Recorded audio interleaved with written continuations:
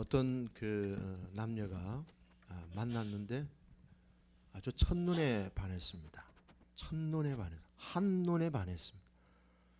그래가지고 두 번 만났는데 결혼이 성사가 돼서 아주 그냥 어쩔 줄을 시간을 미루기도 아까워가지고 급하게 결혼을 했습니다. 첫눈에 반했고 한눈에 반해서 정말 내 짝이다 생각하고 저 푸른 추원 위에 그림 같은 집을 짓고 잘 살 걸 엄청 기대를 품고 결혼을 했습니다. 두 번 만나가지고 결혼을 했는데 목사님 주례로 결혼을 했습니다. 근데 막상 결혼을 해보니까 생각보다 달랐습니다. 성격이 서로 달랐고 성장 배경도 서로 달랐습니다. 다른 두 사람이 서로 함께 어울려 산다는 이 자체가 너무너무 고역이었습니다. 끊임없이 싸웠습니다. 코로나19 때는 단둘이 있는 시간이 더 많아지니까 갈등이 더 깊어졌습니다. 결국에는 별거하게 됐고 이혼 서류를 작성했고 나중에는 치고받고 싸우다가 경찰이 출동을 했고 법원에 불려가기도 하고 결혼 생활은 한마디로 지옥이었습니다. 그러다가 상담을 받게 되면서 딸을 임신했습니다. 남편은 뜻하지 않게 아기가 생기니까 그래도 뭔가 좀 준비해야 되겠다 싶어서 100일 새벽 기도를 작정을 하고 갔습니다. 100일 새벽 기도하는 중에도 둘이는 치열하게 싸우면서 남편이 가출을 하기도 했고 그래서 이혼을 완전히 결정을 했는데 새벽 기도를 100일 다 채워야 되겠다 해서 갔는데 말씀에 마음이 굉장한 떨림을 경험하게 됐습니다. 첫째는 상대 배우자를 내 잣대로 판단하고 있다는 것을 깨닫게 됐습니다. 두 번째는 항상 문제를 상대방에게만 찾았는데 나도 역시 죄인이다는 사실을 깨닫고 자신의 죄성을 인정하게 됐습니다. 세 번째는 모든 관계를 구속사적인 관점에서 풀으면 좋겠다. 여러분 구속사적인 관점이 어떤 거겠어요? 요한복음 3장 16절 하나님이 세상을 이처럼 사랑하사 독생자를 주셨다. 하나님이 우리를 불쌍히 여겨 주셨다. 그래 상대에 대해서 비판하고 판단하고 따지고 옳고 틀렸다 이게 아니고 상대방을 불쌍히 여기는 마음이 구속사적인 관점인 것을 알고 그런 마음을 갖게 됐습니다. 드디어 그런 와중에 딸이 태어났습니다. 남편이 새벽기도를 다니면서 관점이 바뀌면서 그 딸의 이름을 주하라 지었습니다. 주하. 주 하나님의 딸 주하. 이제부터 우리의 사명은 이 딸을 주 하나님의 딸로 잘 키우는 것이 우리의 사명이다. 이 사명을 가지고 살자. 그래서 주하라고 이름을 지었는데요. 결국에는 그 딸이 태어나면서 부부관계가 풀어지고 풀려지는 그런 간정을 쓴 것을 제가 보았습니다. 갈등을 푸는 중요한 열쇠는 항상 문제가 네한테 있다 이렇게 보면은 항상 우리는 끝을 볼 수가 없습니다. 서로 비판하고 서로 정죄하고 서로를 문제를 상대방에게만 몰아붙이면은 같이 죽는 거예요. 구속사적인 관점, 서로 불쌍히 여기고 서로 긍휼히 여기고 받아주는 거예요. 룻과 그 다음에 나오미, 보아스 이 세 사람의 이 모습은 정말 천상의 화음을 우리들에게 보여주는 그런 참 너무너무 흐뭇하고 너무너무 감동적인 그런 이야기들입니다. 이 세 사람 가운데 한 명이 없어도 안 됩니다. 룻이 없으면 룻기가 없었을 것이고 나오미가 없었으면 룻의 앞날은 없었을 것이고 보아스가 없었다면 룻은 평생 혼자 살 수밖에 없었을 것입니다. 룻과 나오미와 보아스 이 세 사람은 멋진 천상의 합창을 우리들에게 들려주는 3인 트리오의 그런 화음을 보여주고 있습니다. 그런 의미에서 우리 교회 식구들끼리도 서로 평소에는 얘기도 못했고, 또 어떤 분은 가까운 분도 있고 어떤 분은 또 먼 분도 계시지만은 우리의 미래는 아무도 모르는 거죠. 그래서 오늘 우리에게 주어진 이 현장, 오늘이라고 하는 이 시간을 통해서 우리가 교회 식구들끼리도 서로 우리 또 인사도 하고 또 악수도 하시고 또 이렇게 안아주시기도 하고 또 서로 또 좀 아는 체 하면서 그러다 보면 좀 더 사이가 깊어지고, 이분을 좀 이렇게 대화를 나누다 보면은 몰랐던 부분도 알게 되고, 나중에는 마음에 깊은 또 감동이 올 수도 있고, 또 나중에는 또 불쌍히 여기는 마음도 있을 수 있고, 그러면서 서로 품고 살아가는 이 관계, 이것이 룻기를 통해서 우리들에게 주는 도전이다. 그래서 이 세상에서 필요한 사람은 아무도 없다. 다 귀중하고 다 소중한 사람들이에요. 그런 의미에서 옆 사람을 인사하겠습니다. 성도님은 너무너무 소중하십니다. 성도님 없으면 저는 안 꼽는 찐빵입니다.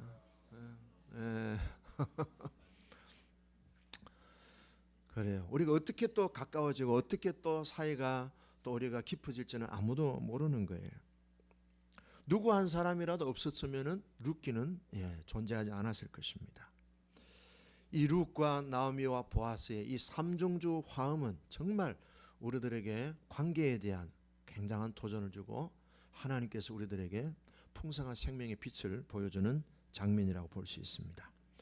지난주에도 말씀을 드렸습니다마는 흉년 가운데 풍년을 열어갔던 이 룻의 모습은 어떤 부분을 우리들에게 도전을 주었는가 하면 성품이라 그랬습니다. 성품은 축복을 담는 그릇이라 그랬습니다. 룻에게 나타난 성품은 겸손이었고요, 또 자기를 헌신하는 성품이었습니다. 그리고 순종이 있었고요, 시어머니를 정말 공경하는 그런 마음 중심을 우리가 볼 수 있었습니다. 오늘 역시 이 흉년 중에 풍년을 열어가는 룻의 모습의 핵심 단어는요, 공경입니다. 공경. 시어머니에 대한 공경을 보여주었고, 그 다음에 보아스에 대한 공경을 보여줍니다. 사실 나이로 보면요, 룻과 보아스는 딸과 아버지뻘입니다. 딸과 아버지뻘입니다. 룻의 이 모습을 보면은 이 여자는 출신이 어디입니까? 모압 출신이잖아요. 모압 이 족속에 대해서 성경은 딱 단절하고 있습니다. 이 모압 사람들은 절대로 이스라엘 백성이 될 수 없다. 못을 박아 버렸어요. 근데 어떻게 된 건지, 못이 느슨했는지, 못이 빠졌는지, 이 모압 여자가 이스라엘 백성 공동체에 들어온 거예요. 그러니까 하나님이 안 된다 하는데도 하나님이 문을 열어놓으시는 그 하나님의 인자하심과 선하신 성품을 우리는 다시 확인해 볼 수 있습니다. 그럼 성경에서 금지한, 성경에서 단절했던 모압 족속에 대한 그런 관념이 있잖아요. 선입견이 있잖아요. 근데 그 선입견이 완전히 무너져 버렸어요. 어떻게 모압 여자가 이렇게 이스라엘 역사의 한 중심에 와서 그것도 다윗의 할머니가 되고 예수님의 할머니가 될 수 있었느냐. 참 하나님의 섭리는 신비합니다. 그래서 이것을 영적으로 우리가 좀 해석을 하면요, 나오미는 이스라엘이라고 한다면 룻은 이방 사람을 얘기합니다. 이방 교회를 의미합니다. 그 다음 보아스는 누구죠? 예수님을 의미합니다. 그런데 룻이 오늘 이 흉년 가운데 풍년을 열어가면서 이 관계를 아주 매끄럽게, 관계를 튼튼하게, 관계를 평안하게 만들었던 이 여성이 갖고 있는 장점이 뭔가 하면요, 공경이라는 거, 공경. 그런데 이 공경이 시어머니나 보아스에게 흘러갔지만 결국에는 누가 그 축복을 또 다정에 다 그걸 누립니까? 본인이 누리는 거예요. 그래서 이렇게 얘기할 수 있습니다. 따라할까요? 공경을 심으면 공경을 받습니다. 그러니까 그 공경은요, 더 큰 공경을 받습니다. 우리가 성경에 잘 아는 대로 유다가 넷째 아들이잖아요. 그런데 야곱이 유다에게 장자의 복을 줍니다. 네가 내 집안의 장자다. 네가 우리 집안의 헤드다. 원래 서열상을 보면은 넷째지만 첫째, 둘째, 셋째를 다 제끼고 아버지 야곱은 넷째 아들에게 장자의 그런 포지션을, 그 위치를 주죠. 누가 정하는 겁니까? 아버지가 정하는 거예요. 그래서 아버지는 축복의 결정자고, 그 다음에 그 창세기 49장 28절에 오면은 자녀들의 분량에 따라 아버지가 복을 주었다 했습니다. 그 분량을 누가 결정짓습니까? 아버지가 결정짓는 거예요. 하나님이 아니셔요. 복을 하나님이 주시지만 그 복을 끌어당기는 라인을 연결해주는 존재는 아버지예요. 아버지가 우리 아들, 큰아들은 80점, 둘째 아들은 70점, 셋째 아들은 50점, 넷째 아들은 100점 정해주는 대로 하나님이 그렇게 복을 주시는 장면이 나와요. 그러면은 우리가 아버지와의 관계가 얼마나 긍정적이고 얼마나 좋은 관계를 맺어야 되는가를 보여주는 굉장히 중요한 힌트예요. 이게 룻은요, 참 굉장한 여자예요. 벌써 그게 마음에 배어 있고 몸에 배어 있어요. 이렇게 흉년 중에 풍년을 열어가는 룻의 모습의 핵심은요, 공경입니다. 그래서 시어머니 나오미가 혼자 사는 걸 보고 룻은 어떻게 공경합니까? 자기를 헌신했습니다. 청춘을 바치는 거예요. 이미 보았습니다만 자기가 받을 축복을 시어머니에게 다 양도하는 거예요. 내 축복을 포기하는 대신에 시어머니에게 축복을 다 이렇게 흐르게 해 주었습니다. 여러분, 축복하면은 축복은 배 이상으로 돌아오게 돼 있어요. 공경을 심으면은 배 이상의 공경이 나한테 돌아옵니다. 축복을 심으면은 배 이상의 축복이 돌아옵니다. 누가복음 6장 38절에 주라, 그리하면 너에게 줄 것이니 곧 후이 되어 누르고 흔들어 넘치도록 하여 너에게 어떻게 해요? 택배로 온다. 택배로. 그냥 가져가라는 게 아니고 택배로 안겨준다. 그리고 우리가 인간관계에서 이 공경이라는 단어는 굉장히 중요한 관계의 중심이 있다는 거예요. 그러면은 룻의 시어머니에 대한 공경에 대한 구체적인 현장을 보면요, 2장 2절에 보면은 룻이 이제 아침에 보리 이삭을 주스러 이제 타작마당으로 갑니다. 갈 때 뭐라고 합니까? 어머니, 내가 밭으로 가서 누구에게 은혜를 입으면 그를 따라가서 이삭을 줍겠습니다. 우리말로 하면은 어머니 다녀오겠습니다 라는 인사예요. 그때 나오미가 어떻게 합니까? 그래, 잘 다녀와라. 여러분, 아침에 어떻게 학교를 가든지 직장을 할 때 여러분 어머니한테, 부모님한테 인사하십니까? 제시카 우리 제시카 인사를 너무 잘해요. 제가 알고 있어요. 배꼽 인사를, 어머니 잘 다녀가겠습니다. 예, 잘합니다. 예. 인사를 안 하면 제가 이런 얘기를 안 하죠. 그리고 학교 갔다 오면 어머니 다녀왔습니다. 인사를 너무 잘해요. 앞으로 기대하세요. 제시카. 부모님에게 인사하는 거. 제가 주일날 이제 밖에 가서 이렇게 서 있잖아요. 인사 안 하고 빠지는 분들은요, 한 주간 내내 제가 걱정합니다. 저분이 왜 나한테 인사 안 하고 갔을까? 여러분, 인사해 주시길 바라요. 저도 인사하려고 밖에서 기다리고 있잖아요. 네. 인사를, 학교 선생님들도 그래요. 애들 가르칠 때 애들이 선생님 감사해요, 선생님 반가워요, 선생님 안녕히 계세요, 인사할 때 선생님 마음이 얼마나 존중받는다는 느낌을 받겠어요. 예. 저도 아내한테 이렇게 집을 났을 때 여보 다녀오겠습니다 이렇게 인사하면 얼마나 좋겠어요. 근데 가끔 까먹어. 집에 딱 들어가면 우리 집에 제일 먼저 저를 환영해 주는 사람이 예찬이에요. 할아버지! 이런 막 쌍수를 들고 막 발딱발딱 뛰면서 저를 환영해 줍니다. 근데 30초예요. 오래 가지는 않아요. 시어머니에게 자기의 출입에 대해서 항상 인사하는. 그래서 여러분, 인사를 잘하면은 밥을 굶지 않는다. 예, 속담이 있잖아요. 우리 자식들에게, 우리 또 성도들이 인사만 잘해도요, 밥 안 굶습니다. 두 번째는요, 자, 이제 볼일 보고 왔죠? 왔을 때 시어머니가 하루 종일 며느리 기다리니까 뭐 여자 둘이밖에 없잖아요. 그리고 얼마나 이 며느리를 보고 싶어 했고 기다렸겠어요. 그래, 오늘 어디 갔었니? 누구를 만났니? 오늘은 무슨 일을 했니? 다 상세하게 묻는데 며느리가 뭐라 했어요? 어머니, 오늘은 아무개 집에 갔는데요, 보리싹이 너무 많아가지고요, 그 사람 나한테 이렇게 친절하게 잘하고 막 소상하게 얘기합니다. 시어머니의 궁금증에 대해서 귀찮아하지 않습니다. 무시하지 않습니다. 대충 말하지 않았습니다. 다음에 할게요 라고 미루지 않았습니다. 우리는 부모님의 궁금증을 잘 풀어드립니까? 부부지간에도 그래요. 남편이 일하고 집에 들어가면 아내가 묻잖아요. 여보, 오늘 누구 만나서 무슨 일이 있어서 밥은 뭐 먹었어? 어떨 때는 귀찮을 때도 있어요. 그죠? 밥 먹으면 된 거지. 뭘 또 메뉴를 물어보느냐고.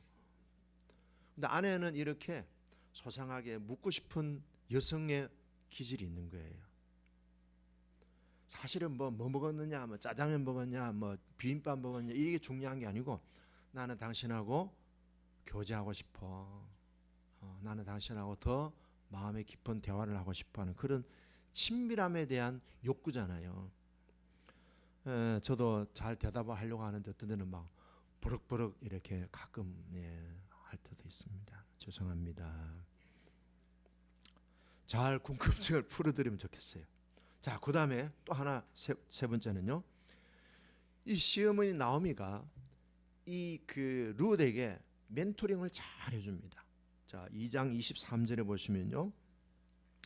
룻이 보아스의 소녀들에게 가까이 있어서 보리추수와 밀추수를 마치기까지 이삭을 주우며 그의 시어머니와 함께 거주하니라 그랬어요. 여기요 7주 동안에 이루어진 일입니다. 보리추수하고 밀추수를 끝날 때까지 기간이 오순절 아시죠? 7주에 7주.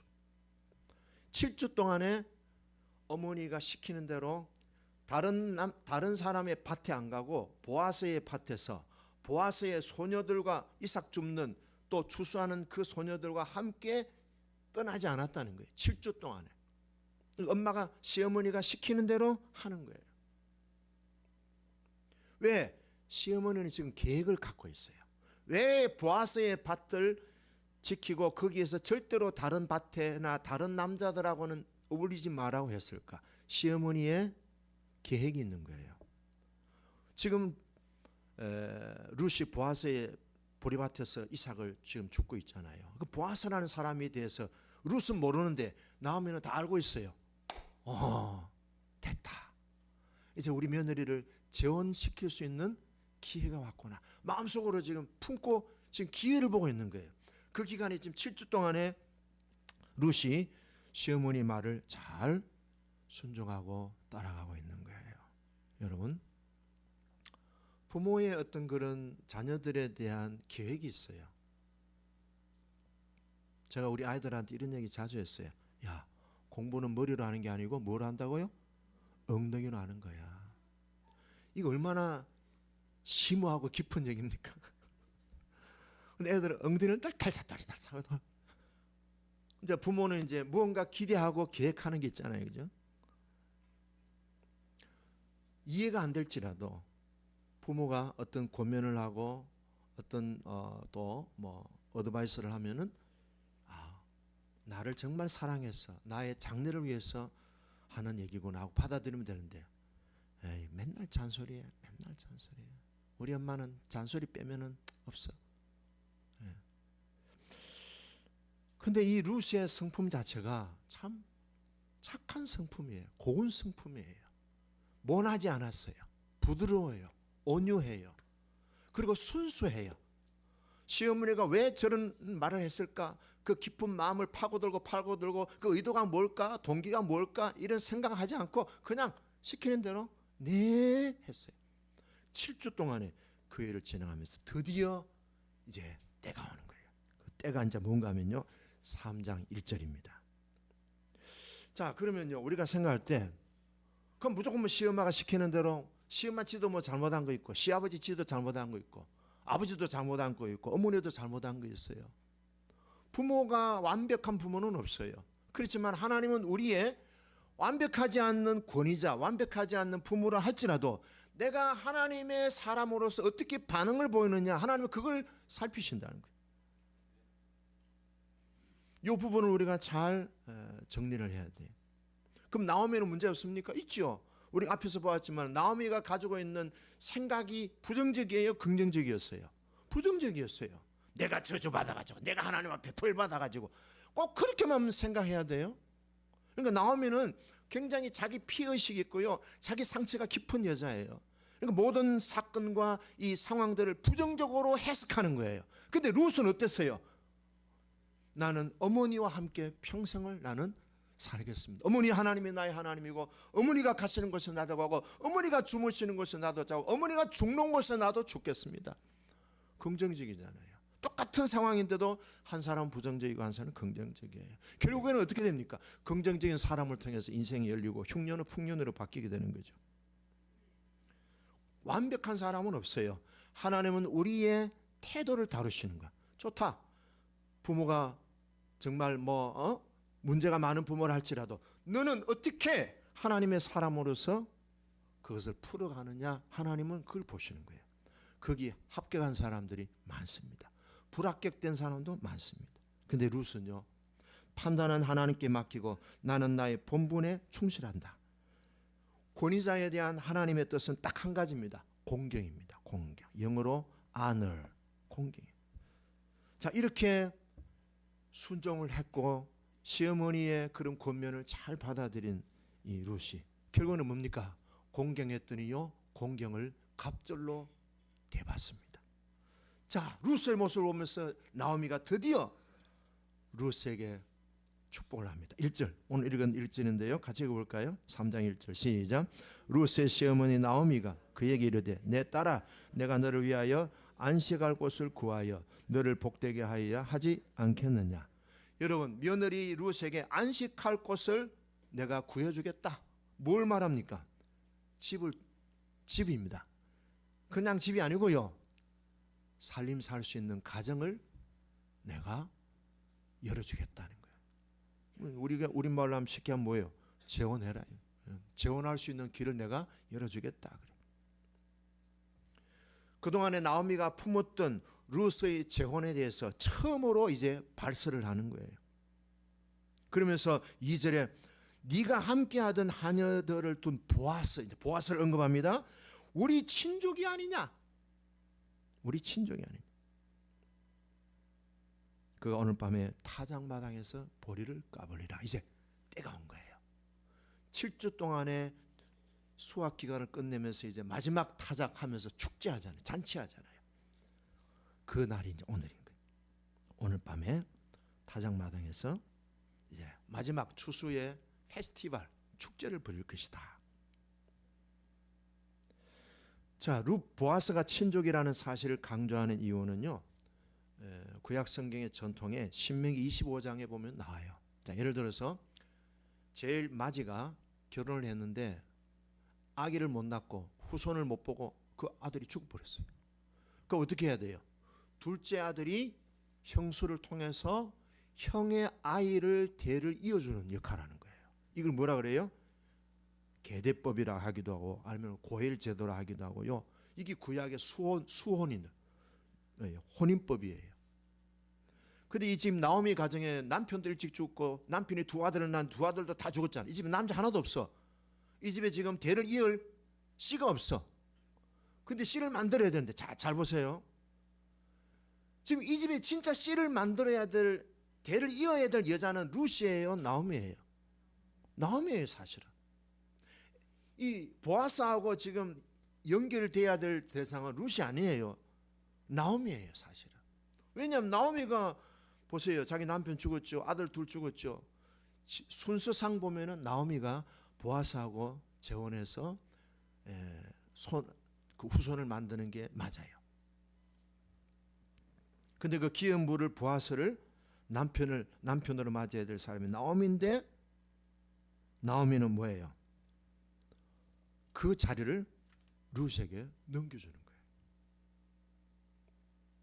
거예요. 참 신비로운 관계예요. 룻에게 왕비의 자리를 양보해 주는 거예요.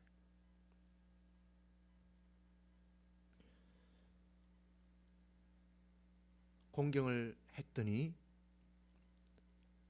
나오미는 룻을 더 존귀하게 영광스럽게 또 세워주는 이런 주고받는 모습이 참 허무하지 않습니까? 자, 지금 나오미는 그런 계획을 가지고 한 걸음 한 걸음 지금 룻에게 코치를 하고 있습니다. 이 룻과 보아스의 이 결혼 관계를 누가 연출을 하는가 하면은 나오미가 연출을 하는 거예요. 감독을 하는 거예요.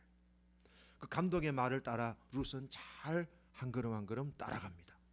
결국에는 나중에 성사가 되는데 여기는 상당히 위험한 요소도 있어요. 위험한 요소도 있어요.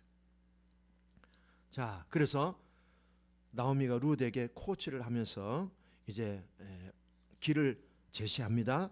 그 길을 제시하고 방법을 제시하고 어떻게 하라는 구체적인 방향을 제시할 때 룻의 반응을 보세요. 5절입니다. 같이 읽을까요? 시작.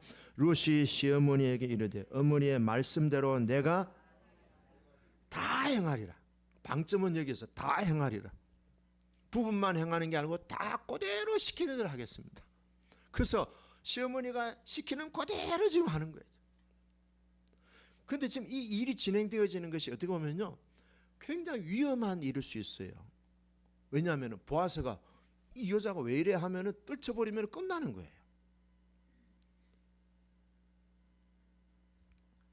보아스가 받아줄지 안 받아줄지는 아직도 예측 불허해요. 그런데 적극적으로 나오면은 룻에게 코치하면서 네가 보아스한테 가서 청혼을 해라. 청혼을 해라.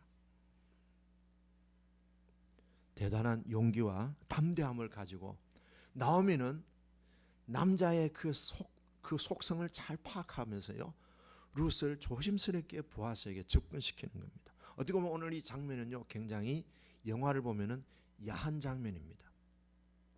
자, 이스라엘의 풍습에 타작마당이 이제 추수를 하고 이제 마지막 날 축제하잖아요. 그 날에는 남자들의 시간입니다. 이태원에서 나이트를 하듯이 그런 현상입니다. 어떻게 보면 굉장히 그날은 남자들의 어떤 그런 소음풀이 하는, 그래서 그 남자들이 술 먹고 축제하면서 뭡니까? 그 사이에 누가 들어오는 여자들이 들어옵니다. 그 여자들은 지금 여성들이 남자들을 통해서 돈을 벌기 위해서 오는 그런 일들이 횡행되어지는 때였습니다. 그 자칫 잘못하면 룻도 몸 파는 여자로 오해를 받을 수 있는 아주 굉장히 좀 위험한 그런 상황입니다.